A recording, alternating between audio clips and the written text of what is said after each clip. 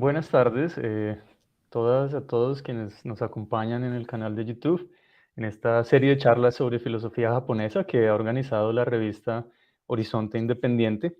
Hoy estamos con la sexta conferencia, la sexta charla de esta serie.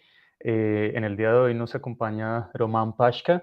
La conferencia estará en inglés y yo mismo tendré que hacer el salto en inglés en 3 o 4 segundos, pero por ahora quería comentarle a nuestro público que está siguiendo en español, que maneja los dos idiomas, ah, que en la sección de comentarios de YouTube pueden hacer sus preguntas, comentarios, que al final el profesor Pashka mm, responderá o entrará en un diálogo con ellos. Y estos comentarios pueden estar en español o en inglés. No hay ningún problema. Haremos lo posible para que funcione la cosa. So welcome to all of you that are here following this series of talks on Japanese philosophy organized by the Revista Horizonte Independiente. It is a pleasure for us to be here with Roman Paşca. He's an associate professor at Akita University's Faculty of Education and Human Studies, and he's currently the vice president of the European Network of Japanese Philosophy. His research focuses on the development of the concept of nature in Japanese philosophy, especially in the works of Edo period philosophers. He's also working on the relation between nature and self within the frame of environmental ethics and on deep ecology in Japanese philosophy. And he will be here with us with this talk that's entitled, the title of the talk is Views on Nature in Japanese Philosophy. So with that information, that presentation out of the way, I will hand this to you, Roman. Again, it's a pleasure for us to have you here, and you're welcome just to take it from here. Okay, thank you for the introduction. Sorry, I forgot yes. something very important that I said in Spanish and I forgot to say it in English. So for those of you following this on YouTube, just remember that you can ask your questions on the comment box that you have on the right, top right, I think, on the YouTube screen. And by the end of the talk, Professor Paşca will be addressing those questions and comments. So feel free to just post whatever is in your minds and the questions you have while he is doing the presentation. I will be in charge of asking those questions by the end. So sorry for the interruption, Roman. It's all yours. Okay. Thank you. Thank you so much to Horizonte Independiente for inviting me. I'm actually excited to talk a little bit about this. It's not an easy topic, I have to confess. I hope you can see my screen, and I hope you can, hear me. Okay, perfect. I'm sorry, the background is a little bit dark because it's early morning in Japan. I'm at the university. Everything is empty and everything is dark. It's raining cats and dogs outside. And I hope at some point during this conference, the university will start waking up. So I hope the background noise is doesn't bother us too much. Okay, so I'll start. I will talk in English. I will try to control my speed. Sometimes when I get really excited about a topic, I start talking very fast. If that happens and you're having trouble following me, please let me know, okay? And I'll try to stay within time. So I'll just start. Okay, so you have this very philosophical question there, who am I? I wanted to start with a quick self-introduction. So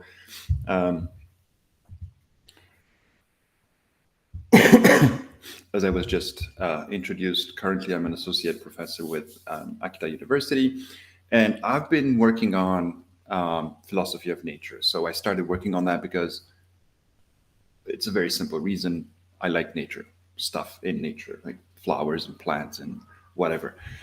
And because I have a background in Japanese studies, naturally I went to Japanese philosophy, working on Japanese philosophy, particularly philosophy of nature in the Edo period, which is a fascinating and never-ending topic.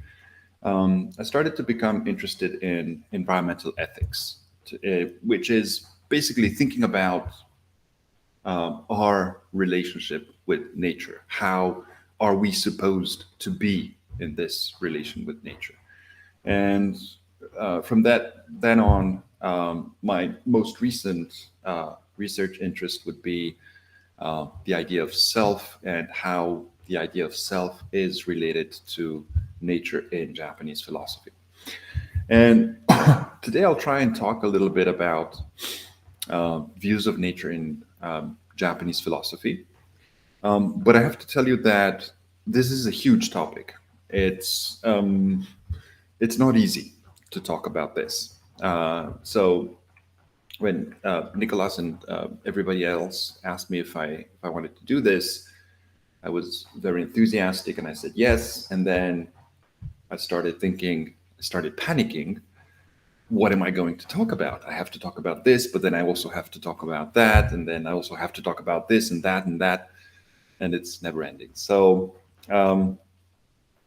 what I've decided to do is actually talk a little bit about the variety of different views of nature in Japanese philosophy and give some specific examples. So I will be talking, if I have time, about three thinkers from different schools of thought, if you want, from different periods, just to showcase a little bit this diversity of views of nature in Japanese philosophy.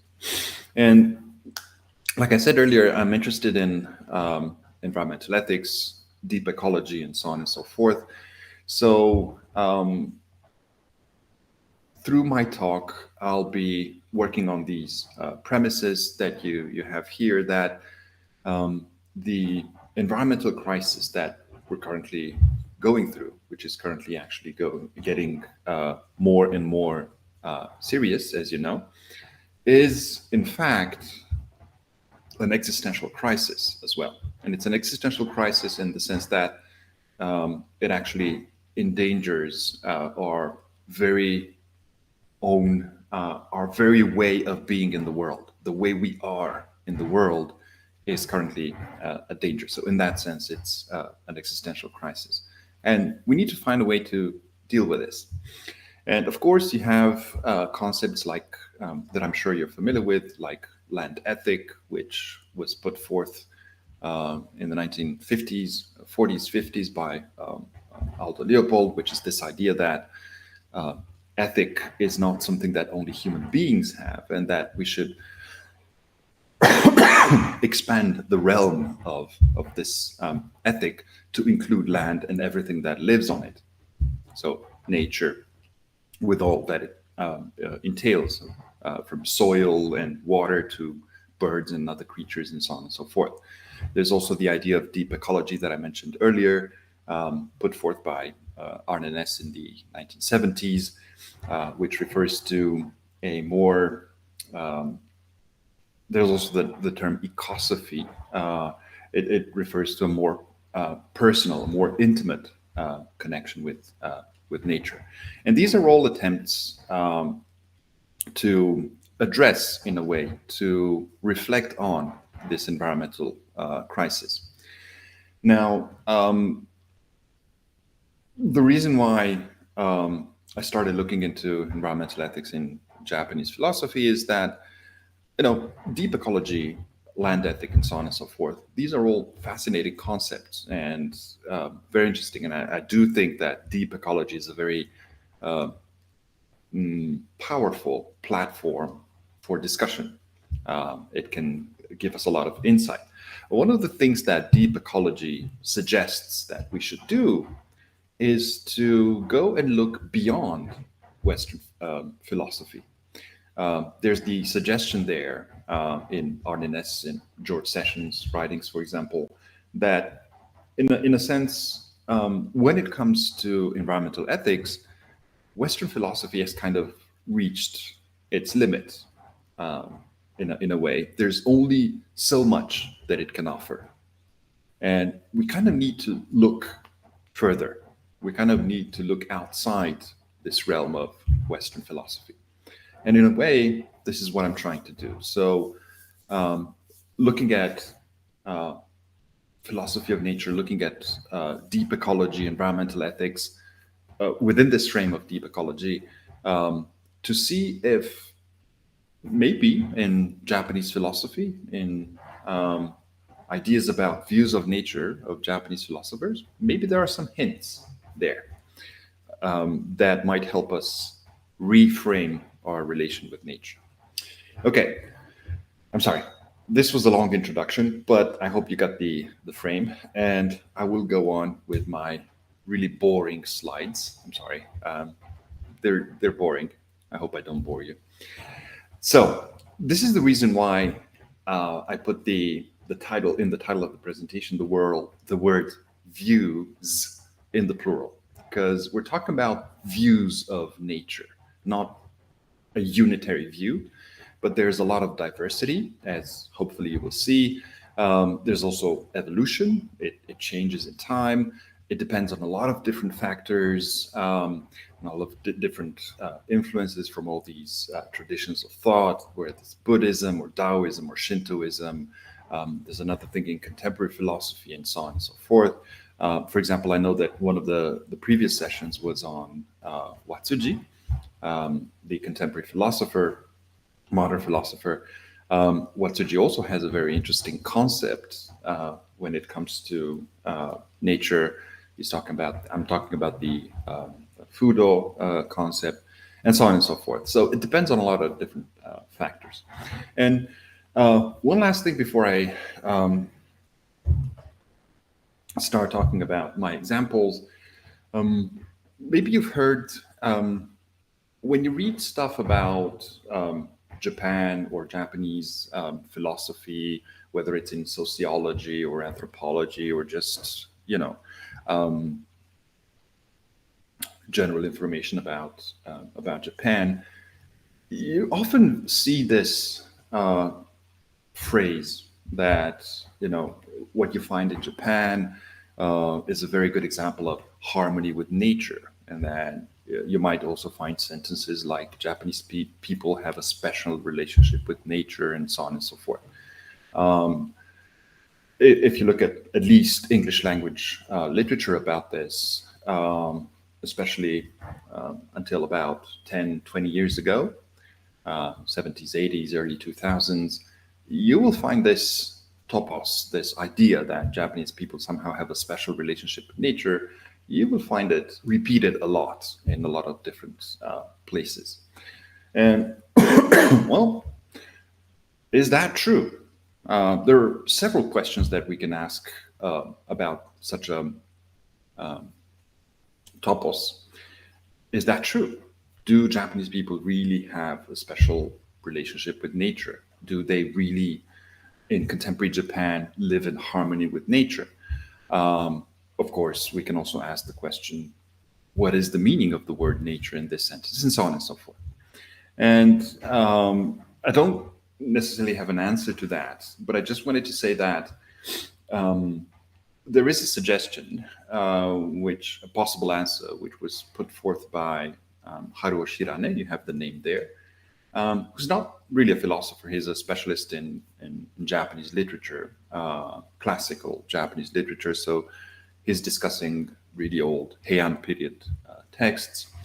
And we're trying to look into this topos of the idea of harmony with nature. He says, well, we need to examine what nature really is. And he says, when we look at this Heian period literature, whether it's the Tale of Genji or the Pillow Book and so on and so forth, you see the characters that they do have a relationship with nature, which might be special, but that nature is in fact a secondary nature.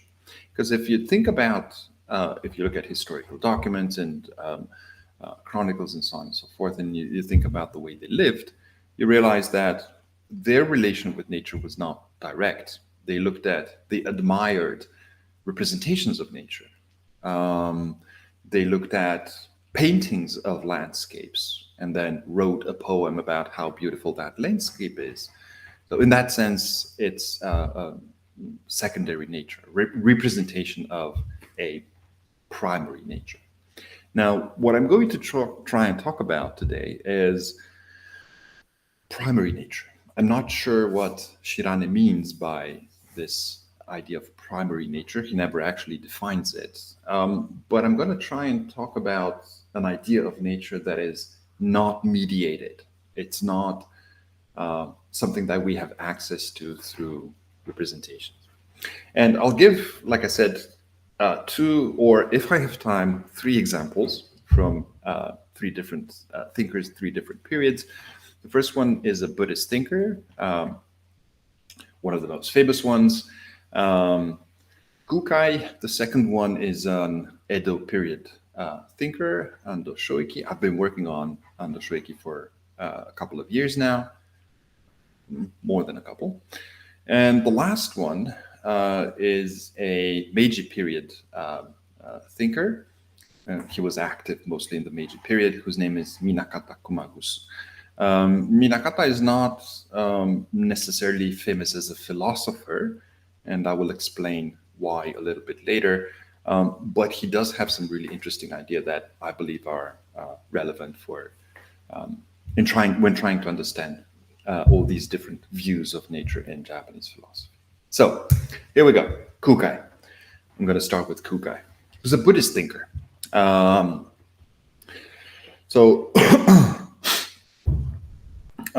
He's actually the founder. You have some information here. He's the founder of the Shingon school of Buddhism, the mantra school of Buddhism. Shingon means the real discourse, the real words. Famous calligrapher, engineer.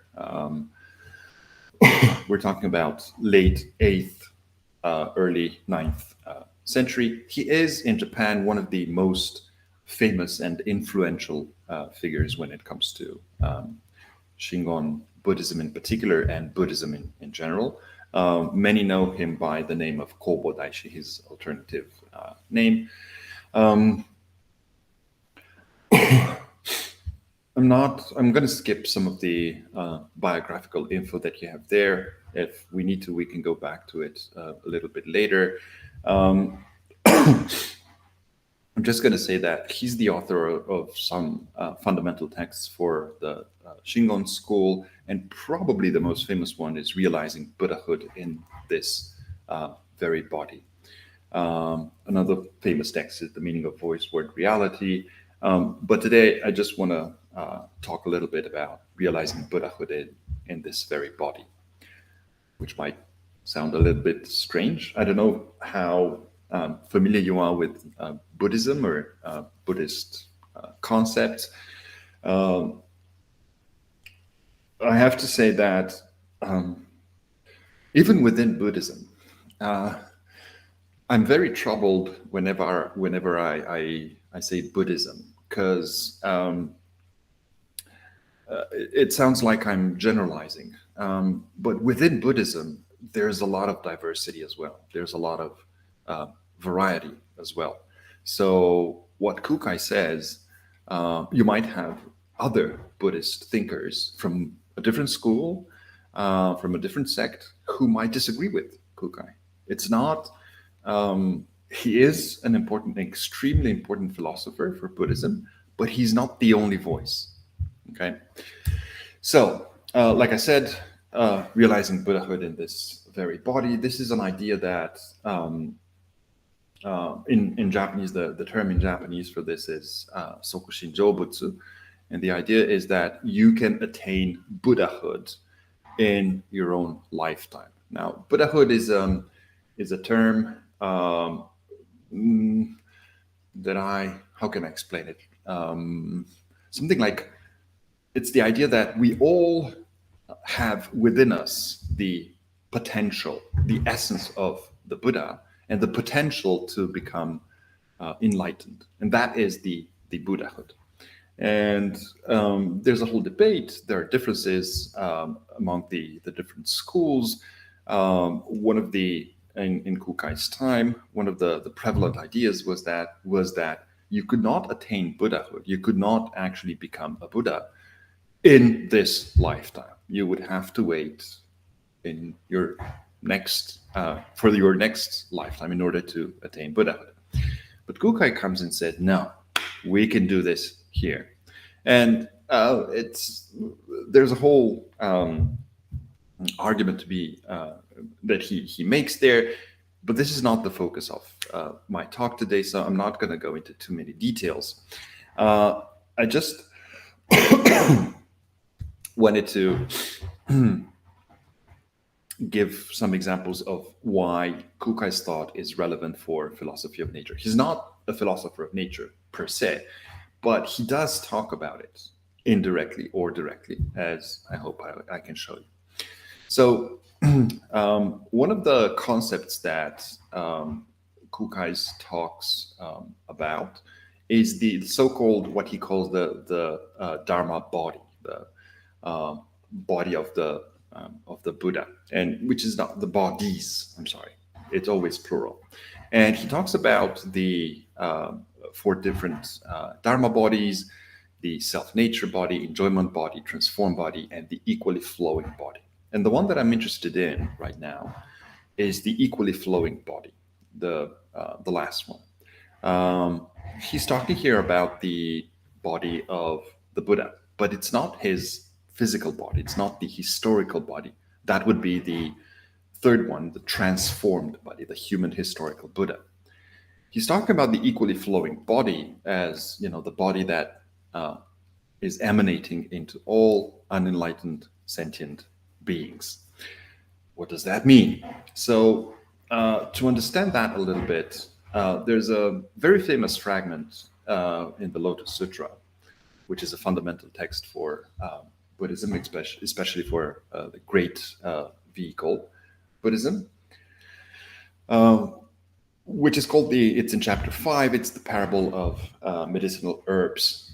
And here's the very short fragment from that chapter. The great cloud ascended in the sky, giving out rain and moisture equally to various types of trees and plants on earth. The various types of plants are the 3 kinds of medicinal herbs: superior, mediocre, or inferior, and 2 kinds of trees, large or small. All of them, by virtue of their distinctive natures, absorbed moisture differently and grew at varying rates. Buddhism works with parables. Most of the teachings are told through stories, as I'm sure you know. And this is a very beautiful story about this equally flowing body, about Buddhahood, about the presence of the Buddha within all of us. The rain and moisture is the wisdom of the Buddha that he gives out equally to various types of trees and plants, right? The trees and plants is mostly a metaphor for human beings. So all of us, we get this wisdom, we get the light from the Buddha. He gives it to us in equal quantities. But by virtue of our distinctive natures, we're all different. We grow at varying rates. Some of us might attain Buddhahood earlier, some of us later.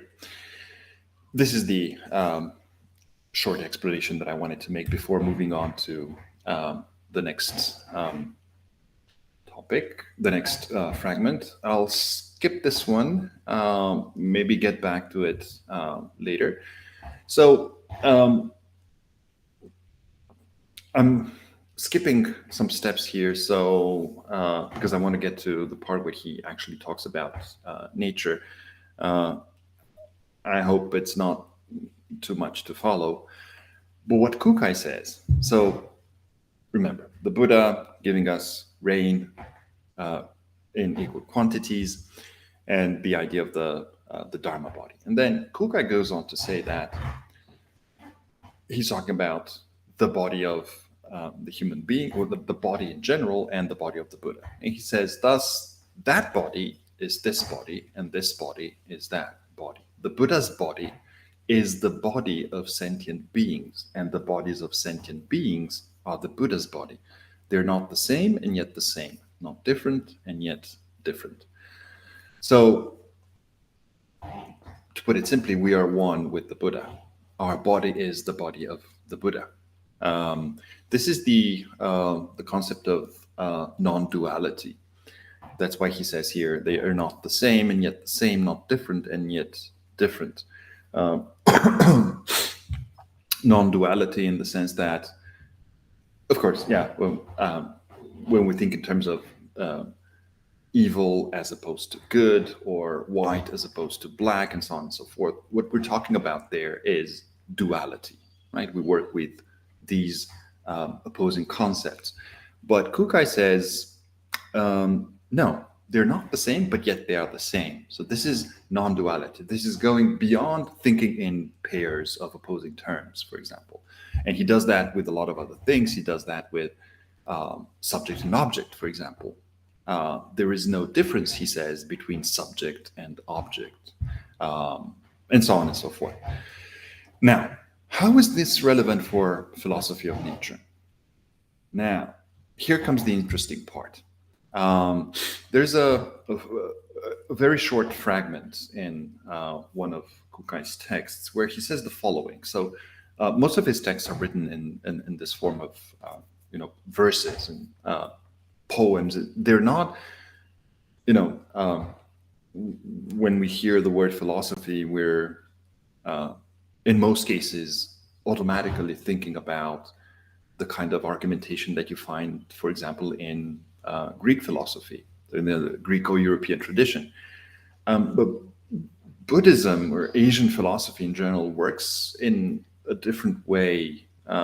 You do find this kind of argumentative discourse, but it's just one type of discourse among many others. Kukai, for example, he writes a lot of verses and parable and so on and so forth. And he says this is a short quote: if trees and plants are to attain enlightenment, why not those who are endowed with feelings? If plants and trees were devoid of Buddhahood, waves would then be without wetness. What does this mean? How is this relevant for philosophy of nature? So, what kind of view of nature is this? Like I said earlier, Kukai's main argument is that we as human beings, as sentient beings, as he puts it, we can attain Buddhahood within this life. But the interesting thing is that it's not only sentient beings that he's talking about there. As you can see from this fragment, he talks about plants and trees as beings or entities, if you want, that can also attain enlightenment. They can also have Buddhahood, which means, if we take this argument one step further, we as sentient beings can attain Buddhahood.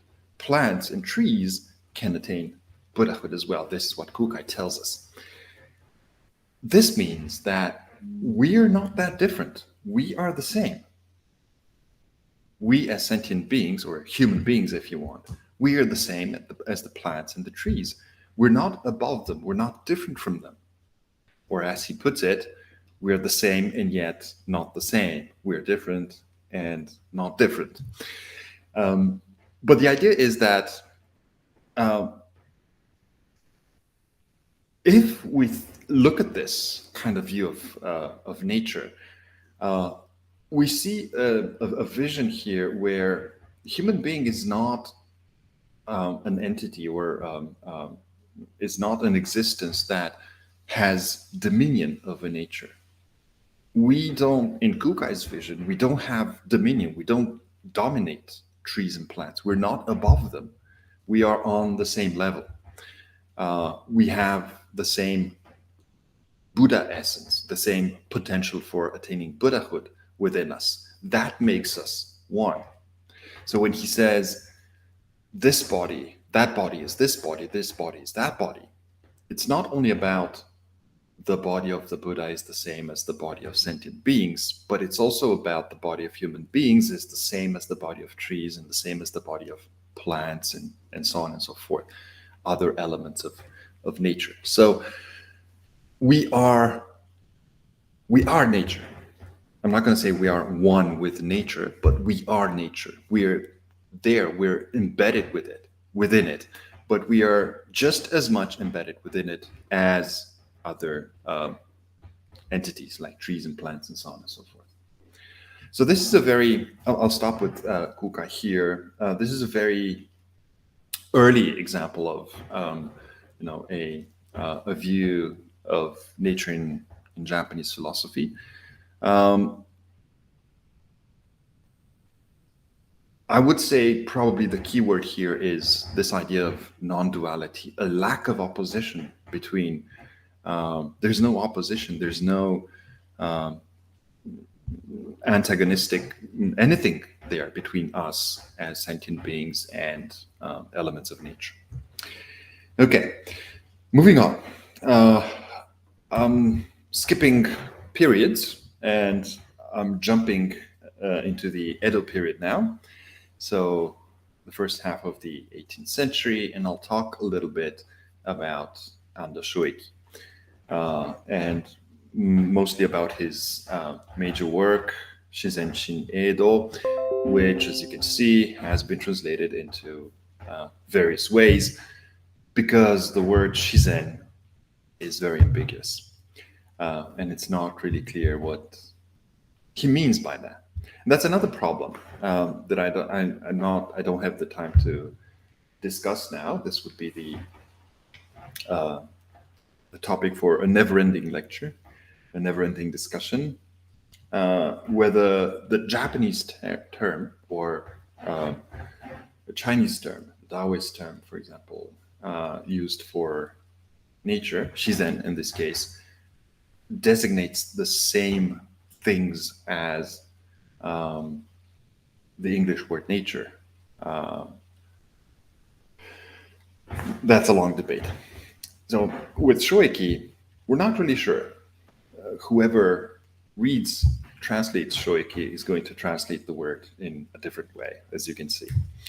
So just a quick comment on that, Shizen, and why it's important. So in contemporary Japanese, like I said, this is the word which is generally used to render the English counterpart, nature. But at the time in Edo period Japan, first of all, the term was usually read jinen. It's a different possible way of reading it. The meaning was not nature, but it had strong Buddhist connotations, and it referred to something that exists. First meaning would be something that exists without human intervention, and second meaning that which exists of oneself or from oneself or of itself or truly so, and so on and so forth.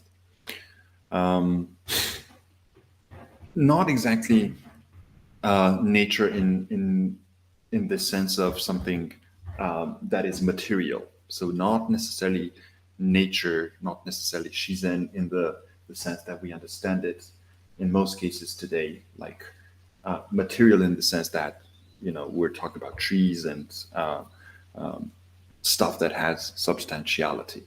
The jinen, Shizen at the time was not necessarily that, but rather the way in which the world presents itself to us.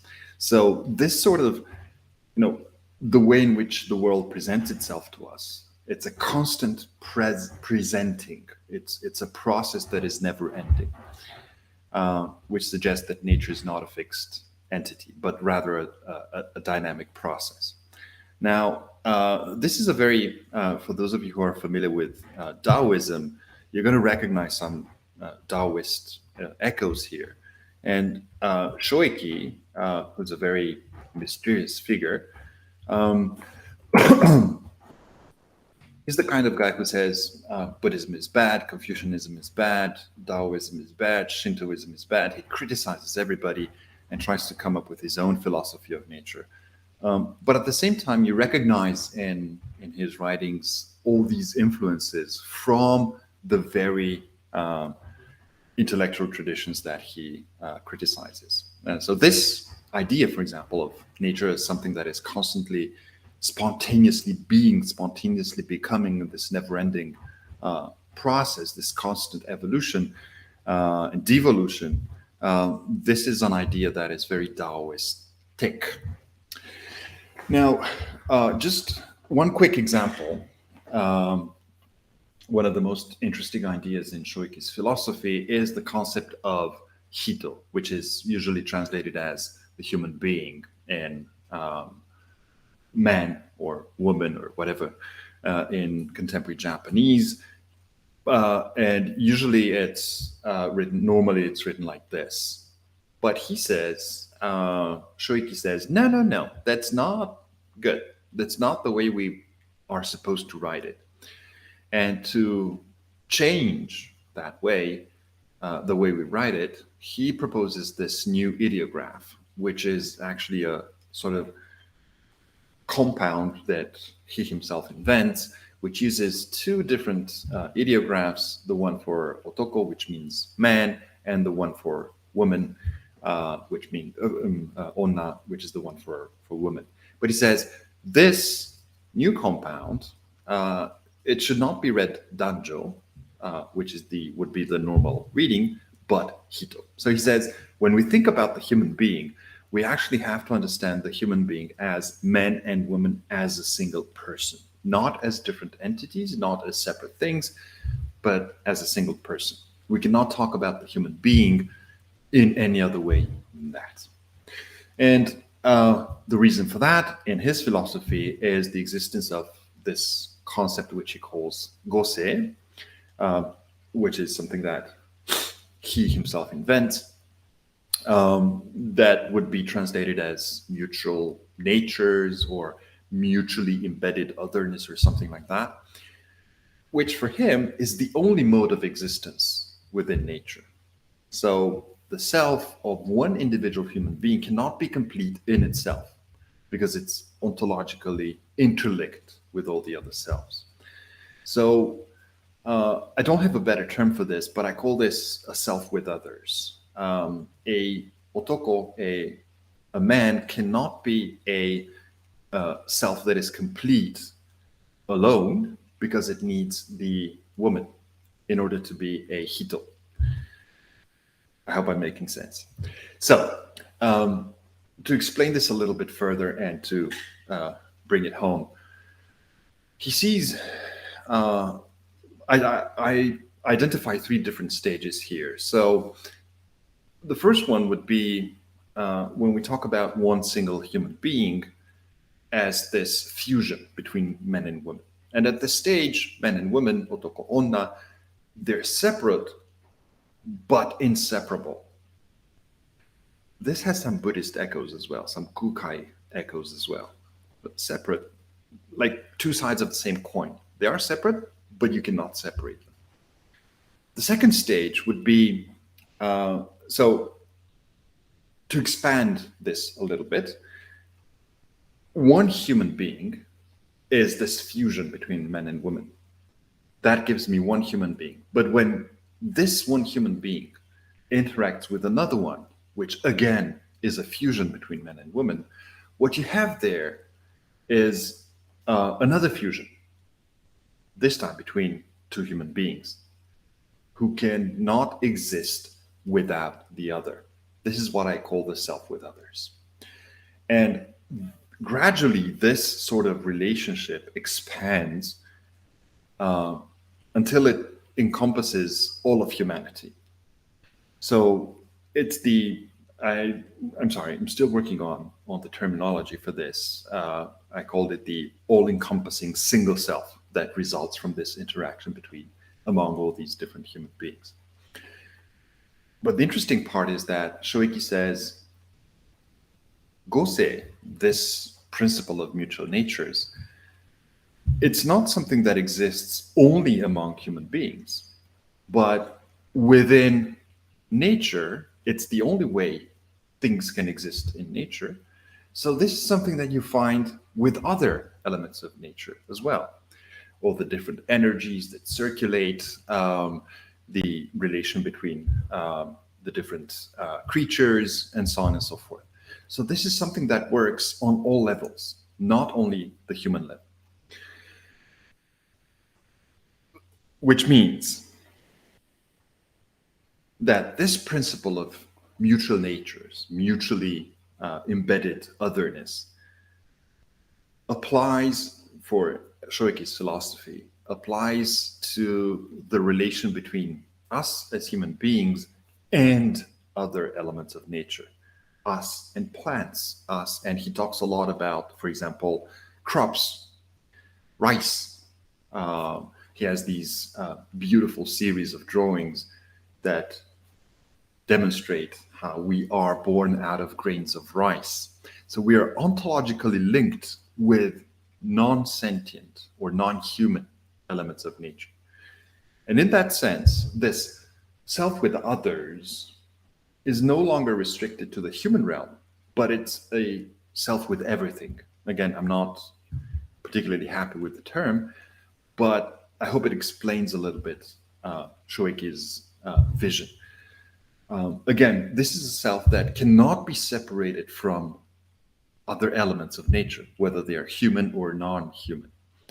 So if we look at Shoiki's philosophy, if we look at this vision where the human being is ontologically linked to all other elements of nature, then if we think about this in terms of environmental ethics and philosophy of nature and so on and so forth, the whole issue of responsibility toward nature is something that we must reconsider starting from these premises. So we're not outside of the environment, but we are within the environment. We are part of it.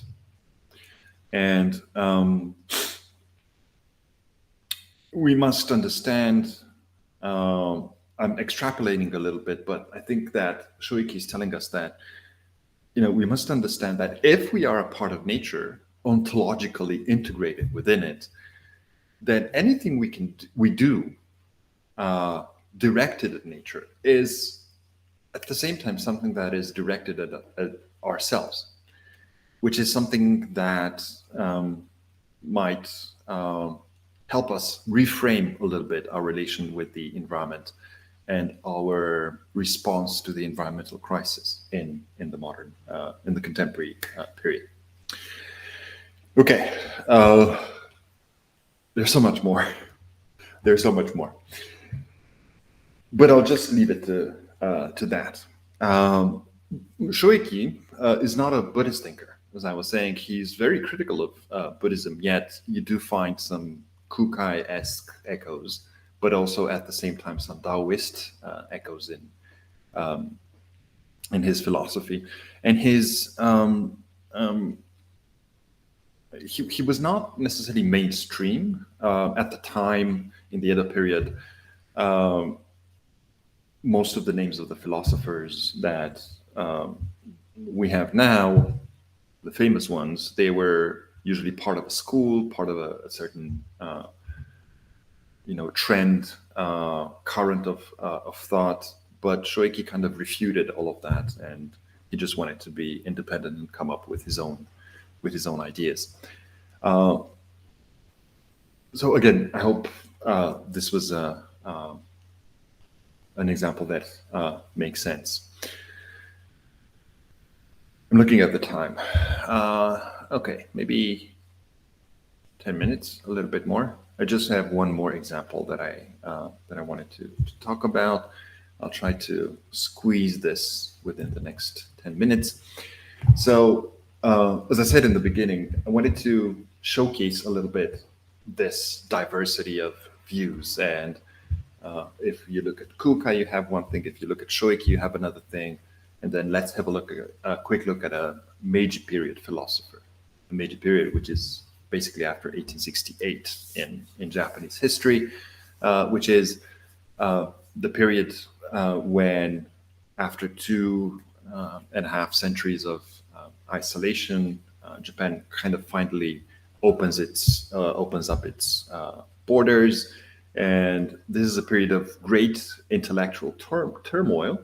You have all these different concepts and ideas and technologies and so on and so forth that come into Japan from the West. I don't like the term the West, but I'm using it for convenience. This is the period when, for example, the term for philosophy is created. There's a whole debate at the time. Is there such a thing as philosophy in Japan? What is the difference between philosophy and thought? How do we respond to these ideas from the West? And so on and so forth. So it's a very agitated period, if you want, socially, economically, but also intellectually. And this is the background against which you have Minakata Kumagusu, who is a very, very interesting character. Like I said, he's not included in philosophy books, not really. He's not really discussed as a philosopher by many authors, but mostly as a naturalist or biologist, if you want, or an ethnologist. His inclusion in this pantheon of philosophy is quite recent. Like I said, he was a very interesting character. He became famous as a naturalist. He was a biologist. He was particularly interested in slime mold, which is a series of microorganisms. I'm not going to say fungus, but it's mold, a slimy mold. He studied that throughout his career. He was one of the first Japanese scientists, for example, to publish articles in prestigious Western journals like Nature and so on and so forth, and has published many journals there, traveled abroad, came back to Japan in 1900 or 1901 or something like that, and settled in Wakayama, which is a mountainous area that at the time was covered in forests. It's close to the Kansai. It's in the Kansai area of Japan, which means Kyoto, Osaka. It's a little bit to the east of that. So that was his birthplace. So he kind of went back there. And I mentioned here 1906. Like I said, a lot of political turmoil.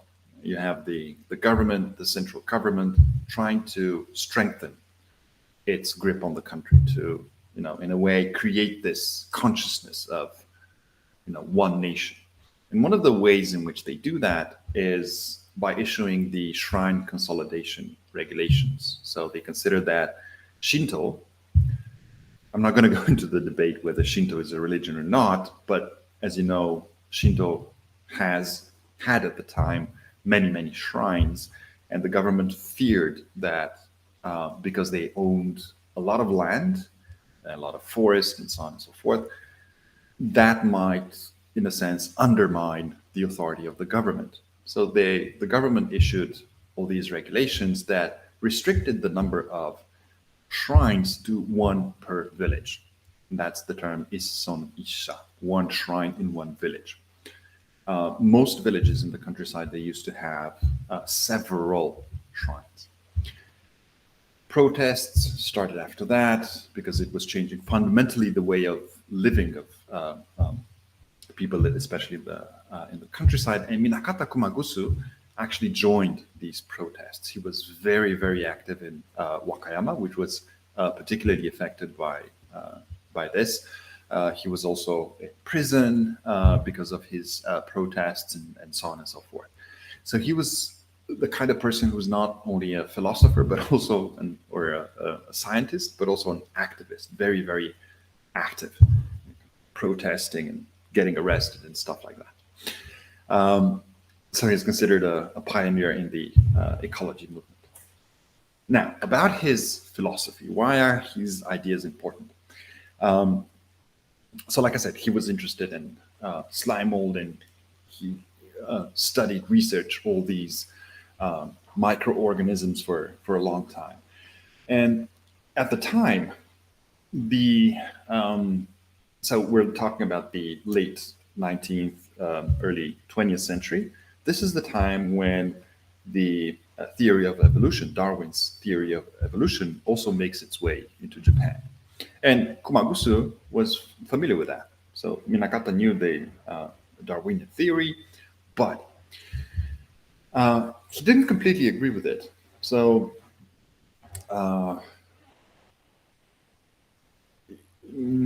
one of his good friends was a Buddhist master, and he was highly influenced by Buddhist ideas. And one consequence of that is the fact that, like I read here, like I wrote here, he rejected the idea of progress as integral to evolution. So he says, it's not only evolution, it's not only the evolution of the species, but we must also include devolution. And we must think of evolution and devolution as two aspects of one single process.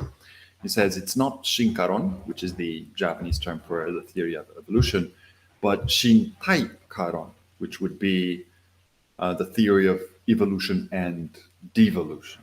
So he says we must think of both aspects. He rejected anthropocentrism.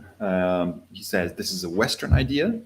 The idea is that in the West, they all think that man is the master of creation, but they're wrong, to put it simply. And from his research in biology, this is a short quote from him, which to my mind makes him fascinating. He says, "The morphology of plants and animals is in no way fixed." So he says, it's very difficult for us to work with categories and classifications that are fixed. Nature doesn't work like that. The order of nature is different. It doesn't fit these sort of tiny drawers of species and genres and so on and so forth. Things change, things evolve, things devolve. We have to keep that into account. He says, the order of nature requires from biologists a different epistemology, a different way of knowing, a different way of looking at things, because he says all these fluid and changing identities that you find in nature, they work within complex networks of causalities. It's never something linear, but there's a whole web of processes and connections and so on and so forth. And he also he wrote in his texts, but also in his correspondence, in his letters to his fellow scientists and friends, he talked about the three ecologies that he saw as interconnected. And he says there's an ecology, a seitai or a seitai gaku, which would be, ecology is probably the best term. So he says there's an ecology of biology, there's an ecology of society, and there's an ecology of the mind. But it would be a mistake to think of them as separate. They're not separate. They're interlinked. They're interconnected. And to finish, what I find, Minakata Kumagusu is something that I've just started looking into. I find him absolutely fascinating as a thinker. And one of the most interesting things about him is that when he talks about nature, you can see here the influence of his of Buddhist thought. He creates various mandalas to demonstrate the interconnectedness of all natural phenomena. Now, again, I'm not sure how familiar you are with Buddhist thought. The mandala is a visual representation of the universe, of the world. It's a series. Usually, it's represented as a series of, concentric images that gradually expand from a center into basically infinity. It represents all the stages of consciousness. They work with a very coded representation of life, nature, Buddha, the wisdom of Buddha, and so on and so forth. Basically, they're drawings. They're not paintings. They're not texts. And inspired by this idea of the mandala, he, in his correspondence with his Buddhist master, he, in various letters, he creates these mandalas. And the most famous one is the one that you have here, which is from a letter he sent in 1903. So I don't know if it makes any sense. At first sight, it might not make a lot of sense, but all these, the point is that all these, what he's trying to talk about is to say that everything is interconnected. Things are not separate. So, for example, in this famous mandala, all the intersecting lines that you have here and there, so you see some of the lines, they form a spiral, some of them are straight lines. So the intersecting lines, they stand for the infinite number of relations of what he calls koto. Now, koto is a term that is used to refer, that literally means thing, but for Minakata, he uses to express intersections between mind and matter.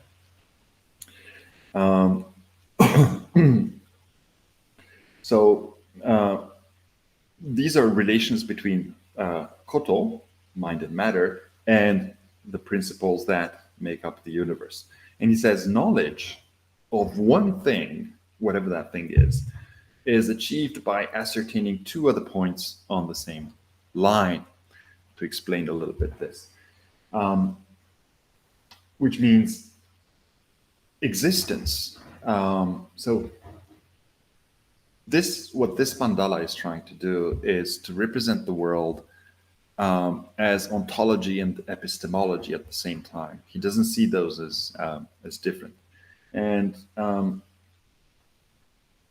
so knowledge is a shifting focal point within a complex network of relations. It's not something that's, linear. It's not something that's accumulated over time or anything like that. But it's always within a complex network of interrelations. And it's not only knowledge, but also existence. So, and this complex network of reality stretches out forever into unknown infinity. So there is no way we can know everything. We can only know one part of something. There's a very interesting text where he says that biology or science, in a way, is only one part, only one side of Buddhism, after all. Because it's impossible for us to know everything. And it's impossible for us to know all of nature. It's impossible for us to know all of the world. And we must think of it as this complex web of interactions between ourselves, our minds, and phenomena in nature. And that is the only way we can have knowledge. Okay. To finish, I'm just going to say that very quickly. I don't think there is such a thing as a one single Japanese view of nature. This was my attempt today to try and showcase different views. There might be a common thread there, perhaps this idea that maybe we should approach our relation with nature in terms of thinking more in terms of non-duality. But we need to understand that it's, again, not something that is static, but it evolves, it changes, there are various influences. And to finish with the quick reference again to the premises that I laid out in the beginning, land ethic and deep ecology. What I think is important for us to do is, as I was suggesting in the beginning, to look into alternatives. So if Arne Næss and all the others who talk about deep ecology and so on and so forth are right, and Western philosophy has sort of reached its limit and it cannot help us move any further, it cannot help us deal with the crisis that we're facing, then one of the sensible things to do is to look into other approaches, look into other concepts, look into other traditions. And I believe that in Japanese philosophy, when it comes to nature, our relation with nature, there is still a lot that we can find, and there's still a lot that can help us reframe the whole debate of ecology and so on and so forth, environmental ethics and so on and so forth. And we'll stop here. I talk too much. This is almost more than an hour. But I'll stop here. And maybe if you have questions, then I can go back to some of the parts that I rushed through. Thank you. I'll stop here. Okay, no, thanks to you for this, I think, really interesting talk. And I already see that there are some questions on the YouTube streaming. So basically how this will work is I will ask those questions coming from other people. One thing that you should know is that the interaction between you and people on YouTube is not real time. By this I mean there's a very small lag, like I would say 20 seconds or something like that. So there's the chance that someone will want to I don't know, do a follow-up questions or something like that, and those might appear in the feed later. I will also ask those questions, but for now, there was a question that Amanda Fernandez asked kind of at the very beginning of the talk, and maybe you've said some, or you've shared some ideas that might help us understanding, or maybe by answering this question, I will tell you what the question is in a second. You can try and go a little bit further in these areas that you didn't have the time to. So Amanda Fernandez was asking, is the human part of nature? Like, are humans part of nature according to Japanese philosophy? Or is nature separated for what the human is? Is this relationship relevant for an ethics of nature?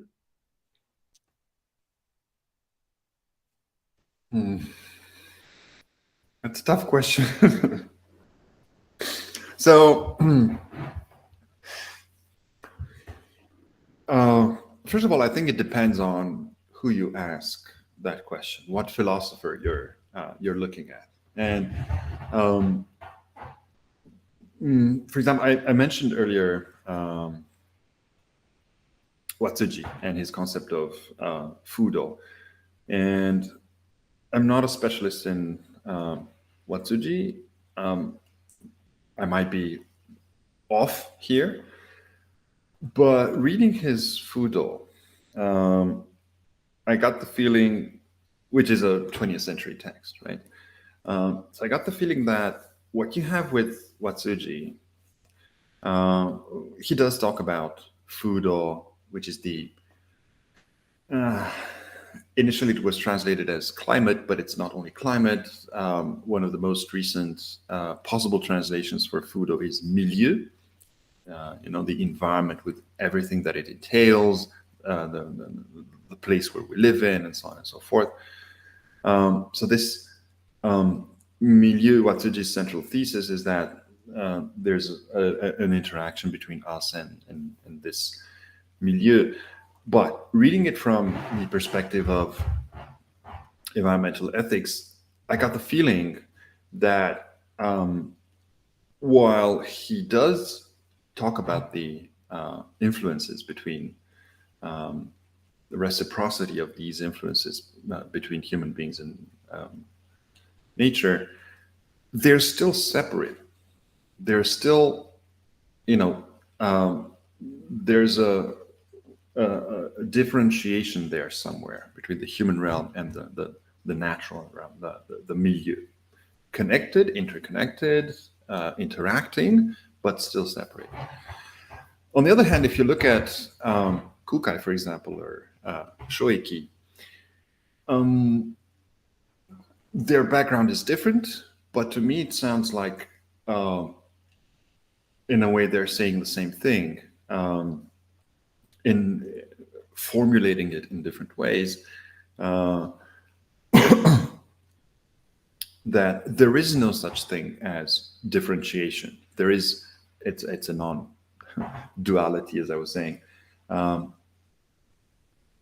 You cannot separate human beings from the environment, and we need to understand that nature includes human beings, which means, at least for Shoeki, this also means that so nature, human beings are, we need to understand that human beings are within nature, not outside of it. But at the same time, this means that nature is within us. It's like Shoeki, in one of his writing, he uses a sort of metaphor. He talks about the shizen do, which would be the way of nature, the true way of nature, if you want. And he says, following the way of nature, following the do, means understanding that nature is within you. It's not something that you have to look for outside of you. So it's not something like, trying to, in a way, attain some sort of enlightenment somewhere outside of you, external to you. But what you need to do is to realize that it exists within you.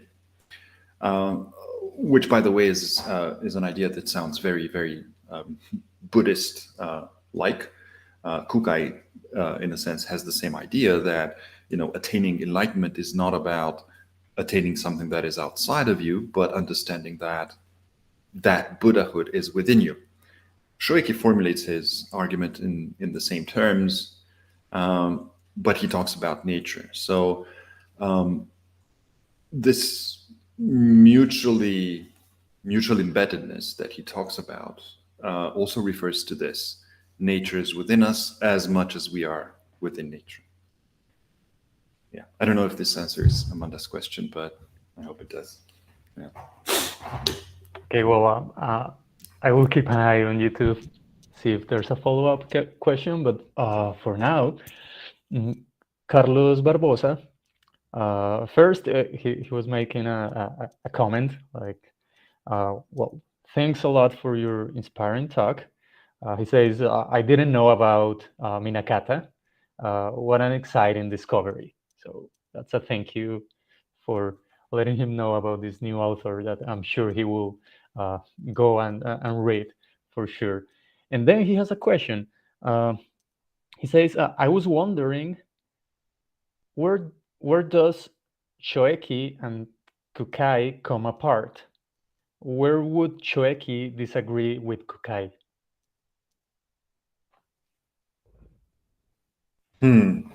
Yeah. First of all, I'm also very excited about Minakata. He's a relatively recent discovery for me as well, and he's absolutely fascinating. Oh, another tough question. So where did they come apart, Shoeki and Kukai? It's I would say that, so one difference between them would be that Shoiki is more down to earth, let's say. So there's his arguments about nature existing within us and us existing within nature and so on and so forth. They do have a Buddhist ring to it. They do, as I was saying earlier, echo some of these arguments that Buddhist thinkers make. But there's nothing, for him, there is no such thing as a transcendent entity of any kind. In Buddhism, for Kukai as well,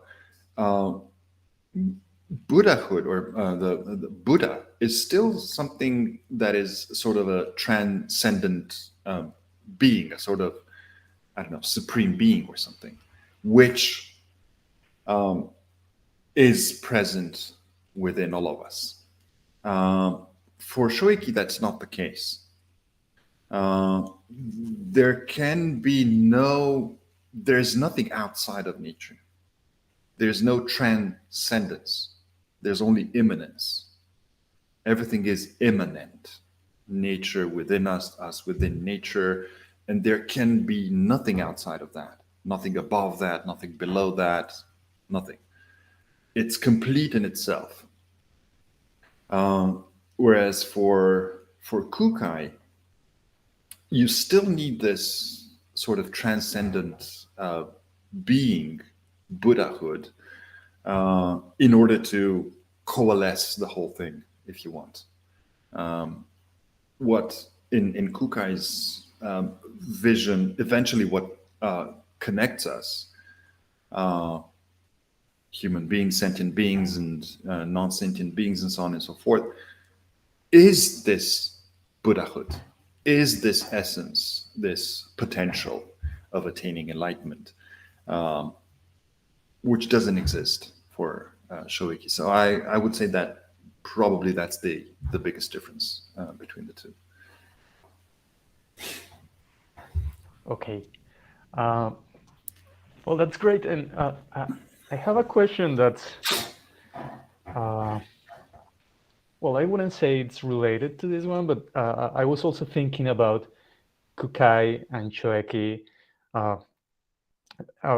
like listening to your talk, and before you started talking about Kumagusu, Minakata,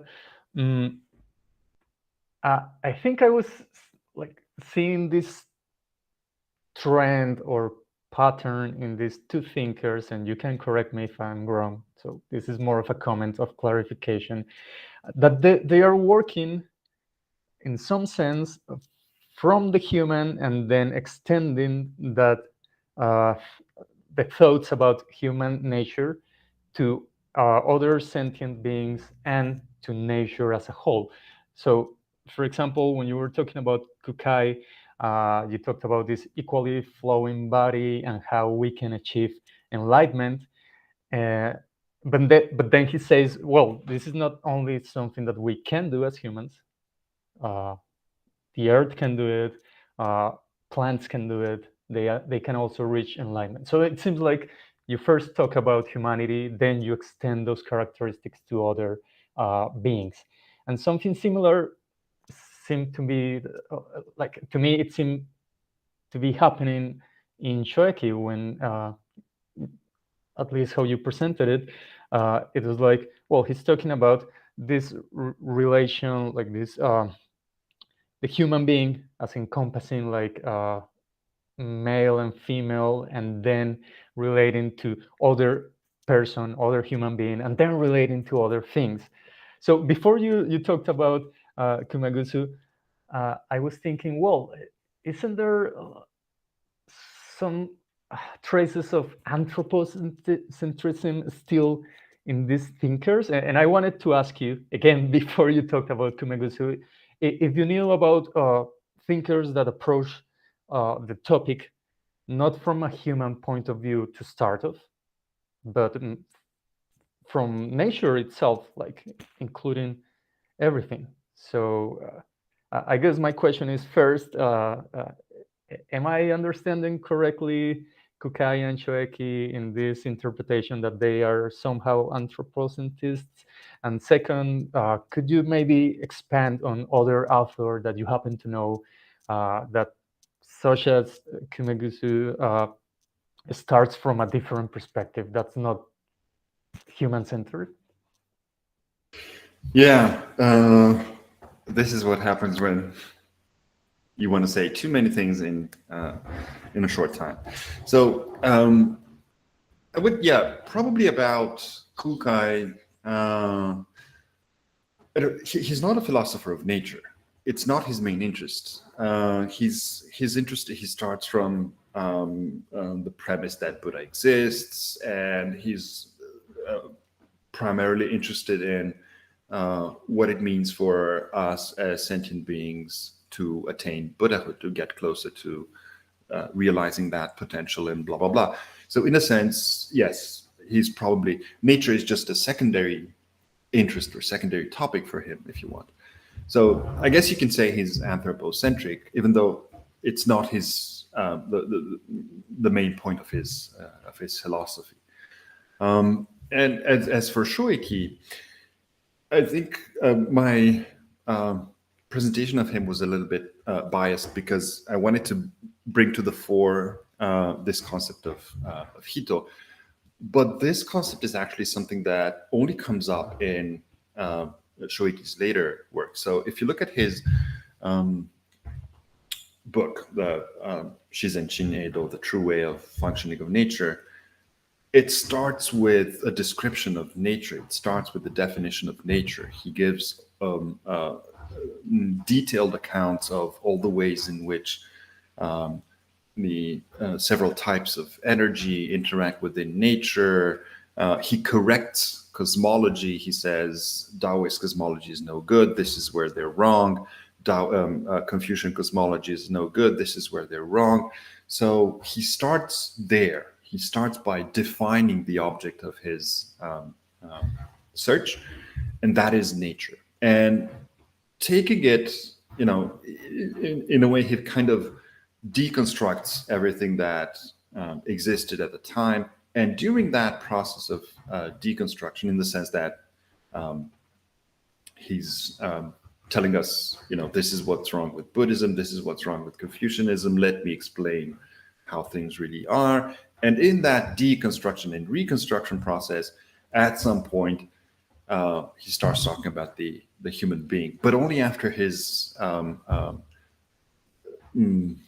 sketched out his understanding of nature, his vision of the energies, the elements, and so on and so forth. In order to describe human beings, he needs to explain first the energies that circulate. So he has this weird theory about the flow of energy. He considers that there are three different main types of energy. One is a vertical flow, one is a upward flow, downward flow, and lateral flow. And for example, you find in plants, grains, and so on and so forth, they are a manifestation of the upward flow of energy because they grow upward, whereas human beings are a manifestation of the downward flow of energy. But to get there, so to get to the human being, he has to go through all these descriptions. So in his case, I wouldn't say that he's anthropocentric. That was a little bit, I presented it in such a way that it looked that way, but he's not. And as for other thinkers who do that, there's another fascinating philosopher, again, an Edo period philosopher, that I cannot recall. Yamagata Banto is his name, who's mostly famous as a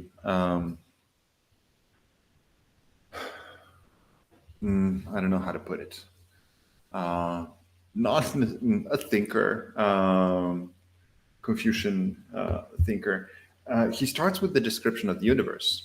He's looking into stars and planets and what the skies are made of and stuff like that before he gets to human beings.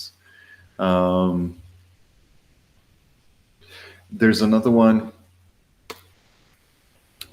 who was actually contemporary with Minakata Kumagusu. His name is Eto Tekire,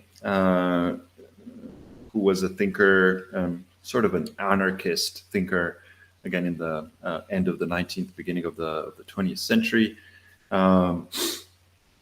who was actually influenced by Shoeki and some of his ideas, and who also claimed the same thing, that we are an integral part of nature, and the way for us to get closer to nature and to achieve this potential of understanding it and so on and so forth is agriculture, basically. But agriculture not focusing on methods, not focusing on the technical aspects of the whole process, but having some philosophical foundations, philosophical basis. And he says, by doing agriculture, this is a way for us to get closer to nature, and at the same time, it's a way for us to achieve, to realize, accomplish our potential as human beings. Yeah, and so on and so forth. He actually became a farmer and led this, for a period of time, led this utopian life. It was in the 1920s in Tokyo, actually. And he failed miserably. So he tried to show that it is possible to do that. And he had a hard time with his wife and family, apparently. Okay, that's a shame. But yes, I think that answers my question.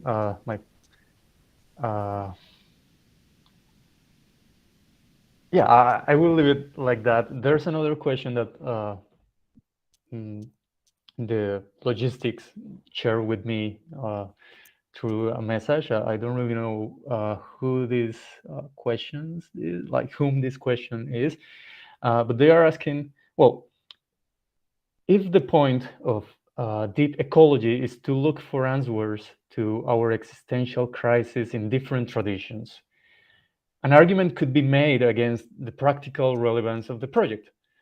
These theories require a whole change in our metaphysical assumptions and even in our way of living. So how to convince people of our societies of the importance of looking at these other traditions, like non-Western traditions?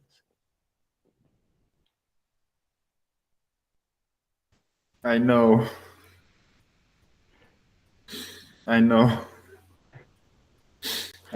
But actually, so to answer this quickly, I'm struggling with that myself as well. But like I said in the beginning, what I find one of the best things about deep ecology is that, Artemis, he talks about, he has a list of, if you're familiar with it, 8 principles that people who engage with deep ecology should understand.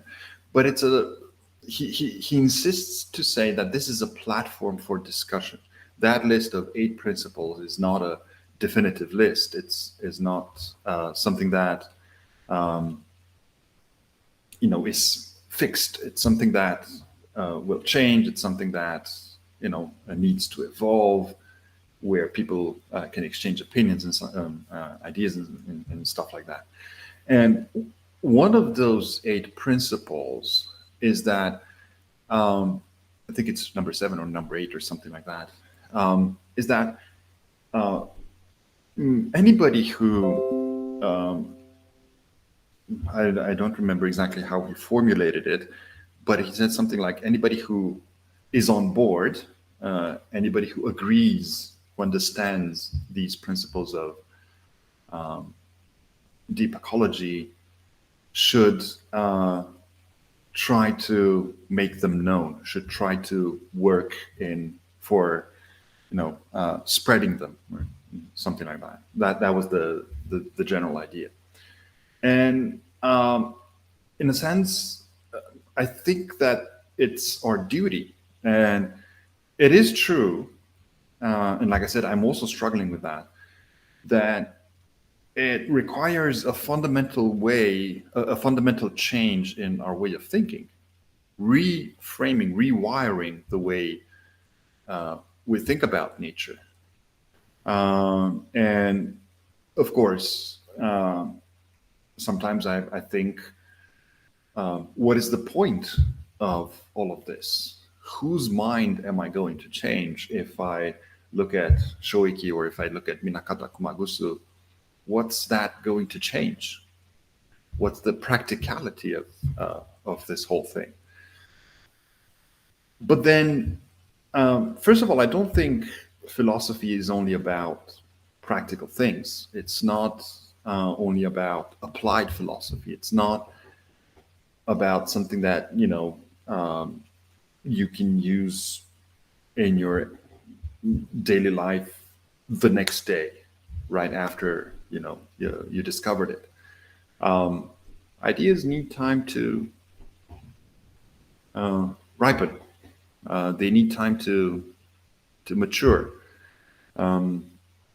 Might seem pointless now, but who knows? It might have a ripple effect in 20, 30, 40, 50 years from now.